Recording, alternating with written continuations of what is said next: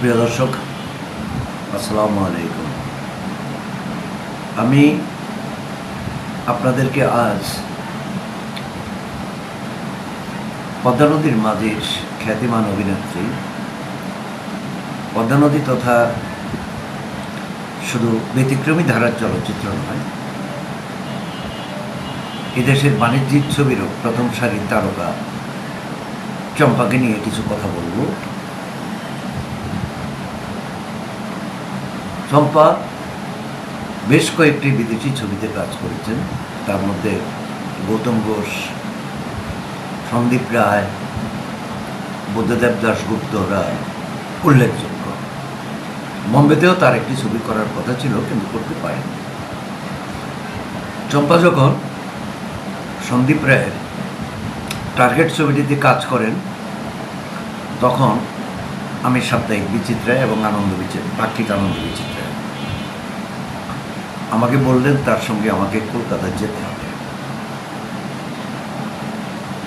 তো আমি বললাম যে এটা তো সম্পাদকের অনুমতি লাগবে, নতুবা আমি তো আপনার কাজে যেতে পারবো না।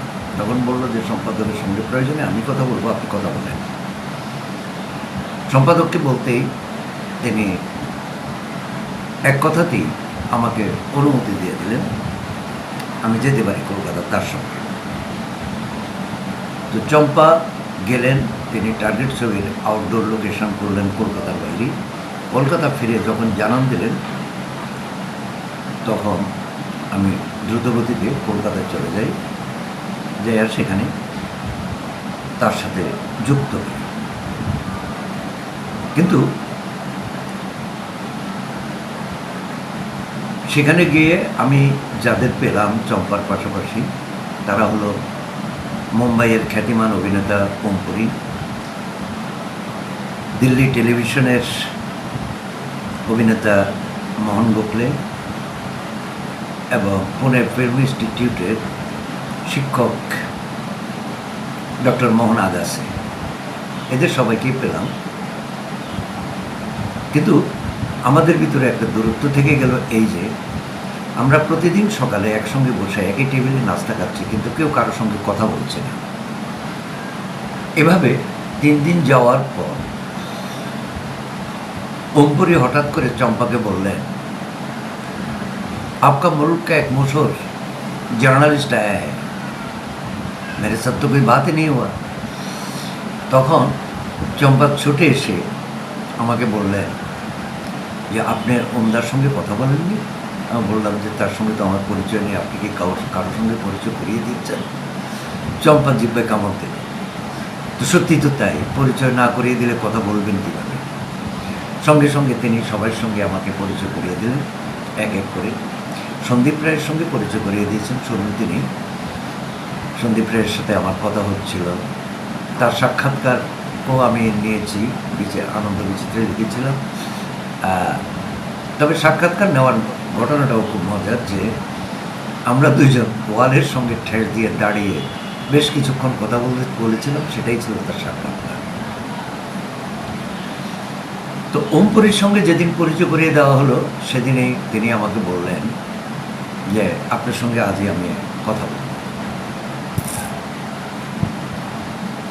আমরা তার অবসর সময়টাতে আমরা সবাই একত্র হলাম, দুজনে একটি কক্ষে বসলাম, আমরা কথা বলছি। এই সময় হঠাৎ করে আনন্দবাজার পত্রিকার একজন রিপোর্টার ঢুকে গেলেন আমাদের সাক্ষাৎকার স্থলে। ঢোকার পর হঠাৎ ওমপুরী তার উপরে খুব ক্ষিপ্ত হয়ে গেলেন এবং তাকে বের করে দিলেন। দেওয়ার পর আমি ওমদাকে বললাম যে এটা কি করলেন দাদা, একজন সাংবাদিককে এইভাবে অপমান করলেন? তখন তিনি বললেন, এছাড়া আমার উপায় নেই। কেন?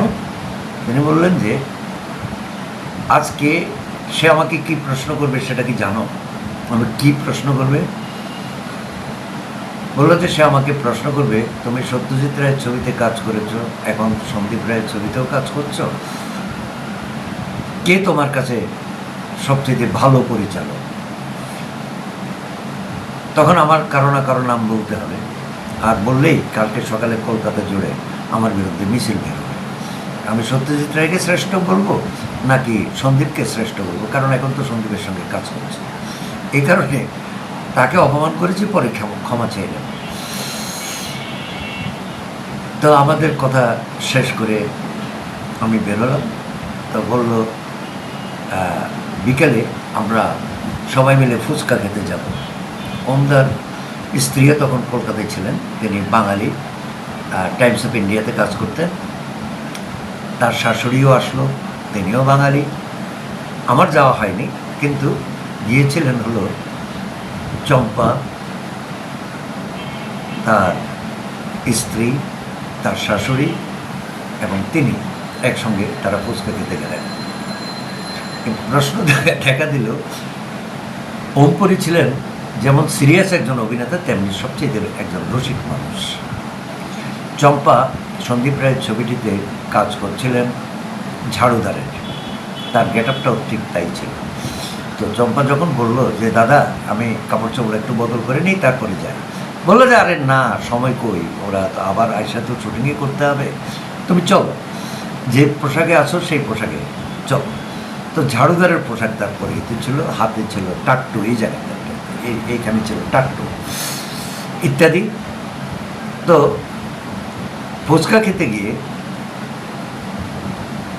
ওমপুরী ইচ্ছে করে চম্পাকে আলাদা রেখে ওরা তিনজন একসঙ্গে থাকলেন। থেকে ফুচকার অর্ডার দিলেন, ফুচকাওয়ালাকে বললেন ওই যে মেয়েটি দাঁড়িয়ে আছে ও কি খেতে চায়, খাওয়া। তারপর চম্পা ওমপুরীর রসিকতা বুঝতে পেরে ছুটে এসে ওমপুরীকে বেশ রসিকতা করে আরও কিছু বললেন। তবে ওমপুরী তাকে ডাকতো গামছাজি।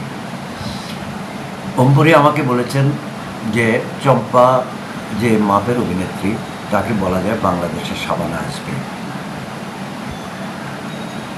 সেই সুবাদে, সেই কথায় সে মজা করে বলতো গামছাজি। ওমপুরীকেও চম্পা বলতেন ডালপুরি। তো ডালপুরি কি সেটা ওমপুরী জানতেন, হাসতেন, রসিকতা করে হাসতেন। এভাবেই ওমপুরীর সঙ্গে হাস্য রসিকতার মধ্য দিয়ে টার্গেট ছবিতে চম্পা কাজ করেছেন। এটাকে বলা হয় সহকর্মী সুলভ আচরণ, যেটা সেটাই। কিন্তু ওমপুরী যেটা করলেন, আমার সঙ্গে কথা বলতে বলতে আমাকে বেশ তার ভালো লেগে গেল। ইন্টেলেকচুয়াল লেভেলটা দুজনের প্রায় কাছাকাছি ছিল। তিনি, এটা তারই কথা, তো উনি আমাকে বললেন যে তুমি আমার সঙ্গে মুম্বাইতে যেতে হবে। আমি এখানে যাই একদিন থাকবো, মুম্বাইতে থেকে আমি চলে যাব প্রেম প্রতিজ্ঞা ছবির শুটিংয়ে, সেখানে মাধুরী দীক্ষিত আর ঋষি কাপুর থাকবে। তোমাকে আমি মাধুরীর সাথে পরিচয় করাই দেবো এবং সেখানে তার সঙ্গে বসিয়ে দেব। তুমি দেশে গিয়ে মাধুরীর সাক্ষাৎকার লিখবে, অনেক উপরে চলে যাবে তোমার দেশে। চম্পা হঠাৎ করে বলে উঠলেন না, উনি দেশেই শেষ ধাপে দাঁড়িয়ে আছেন, এত খ্যাতির শেষ ধাপে দাঁড়িয়ে আছেন, ওনার আর উপরে যাওয়ার কোনো সুযোগ নেই। তারপর ওমপুরী হাসতে ছিল, কিন্তু আমার শেষ পর্যন্ত যাওয়া হয়নি, কারণ আমার ঢাকাতে ফিরে আসার বিভিন্ন কারণ ছিল, পারিবারিক কারণও ছিল। আমি ছুটে ব্যাক করে চলে এসেছি। চম্পা এমন একজন অভিনেত্রী যিনি আমাদের দেশে যথেষ্ট খ্যাতি কুড়িয়েছেন, একের পর এক হিট ছবি দিয়েছেন। আজকে সেসব তারকা এখন আর নেই। বলতে গেলে ঢাকার চলচ্চিত্র শিল্প এখন তারকার শূন্য। আমাদের এখন একজন দিতি নেই, একজন চম্পা নেই, একজন অঞ্জু, রোজিনা কিংবা শাবানা, ববিতা, কেউই নেই। মৌসুমি, পপি, শাবনূর এরাও সরে গেছেন। এখন বলতে গেলে তারকা শূন্য, আর তারকা সৃষ্টি হওয়ার কোনো সম্ভাবনাও দেখা যাচ্ছে না। প্রিয় দর্শক, আপনাদের সহযোগিতা না পেলে এই ইন্ডাস্ট্রি আর কখনোই কোনো তারকা তৈরি করতে পারবে না। এক তারকা দিয়ে কখনো একটি ইন্ডাস্ট্রি চলে না। ওয়ান ম্যান ইন্ডাস্ট্রি বলে কোনো ইন্ডাস্ট্রি হতে পারে না। আমরা এক সময়ে পেয়েছি ৬-৭ জন নায়ক একসঙ্গে, আর নায়িকা তো ৮-১০ জন। যখন যে চরিত্রে যাকে প্রয়োজন হয়েছে তাকে নিয়ে কাজ করার সুযোগ পেয়েছেন নির্মাতারা। এখন সেই তারকাও নেই, সেই নির্মাতাও নেই, সেই চিত্রনাট্যকারও নেই। সৃজনশীলতার ক্ষেত্রে বিরাজ করছে এক বিশাল বন্ধ্যাত্ব। এই বন্ধ্যাত্ব কাটিয়ে উঠতে না পারলে বাংলাদেশের চলচ্চিত্র শিল্প আর কখনোই ঘুরে দাঁড়াবে না। ধন্যবাদ সকলকে।